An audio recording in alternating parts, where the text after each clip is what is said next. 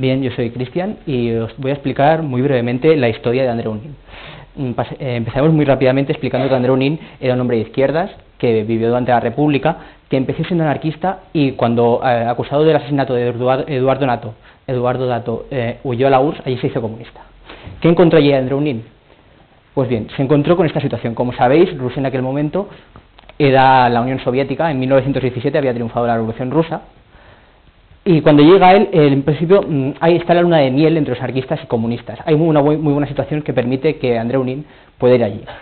El problema es de que nada más ganar la Revolución Rusa, Lenin, que era su líder, se pone gravemente enfermo. Y por lo tanto, un hombre llamado Stalin, que en principio no era muy importante dentro del partido, empieza a ganar poder. Cuando muere Lenin en 1924, muy rápidamente Stalin, que ha conseguido poner hombres de su confianza en los lugares más importantes del partido, logra desbancar al principal favorito para la sucesión, que era León Trotsky. Trotsky era el favorito de Occidente. Era un intelectual, había organizado el Ejército Rojo y además era, digamos, el más de izquierdas. Consideraba que un Estado comunista tenía que vivir en una revolución permanente. Stalin, aliado con Zinoviev y Kamenev, logró primero quitar todos los poderes a Trotsky y finalmente exiliar a Turquía. Andreu Nin, que era un aliado de Trotsky, de hecho fue su secretario, también tuvo que huir de la URSS y volver a España. Allí, al cabo de poco tiempo de estar aquí, estalló la guerra civil. En Cataluña, como sabéis, el alzamiento fracasó, lo que provocó un gran boom de los partidos de izquierda. Así, gracias a este hecho, y que al jefe del partido, el Partido Obrero de Unificación Marxista que había fundado, estaba en la zona nacional y fue encarcelado, Nin a la vez fue el líder de su partido y fue nombrado a la vez conseller de Justicia. Eso era muy importante. Si no hubiera habido el alzamiento, es muy improbable que lo hubiera logrado. Lamentablemente, el PCE, que era el partido stalinista de España en aquella época, rápidamente recibe órdenes desde Moscú para neutralizar a Nin. Entonces, gracias a que el principal aliado, descontando a México, de la República en la guerra civil era la URSS, logran imponer que Nin sea destituido de la Generalitat, pero en principio no ocurre nada más, hasta los hechos de mayo. Los hechos de mayo, como sabréis, fue una rebelión anarquista. Más bien fue provocada por las propias fuerzas de la República, que atacaron un edificio, el edificio de la Telefónica, para intentar destruir el poder anarquista en Cataluña. El POM, que sabía muy bien que su suerte dependía de la fuerza de los anarquistas en Cataluña, porque sabían que si el PCE mandaba lo tenían francamente mal, apoyó la resistencia anarquista, pero lamentablemente no lograron vencer. Pero lo peor estaba aún por llegar.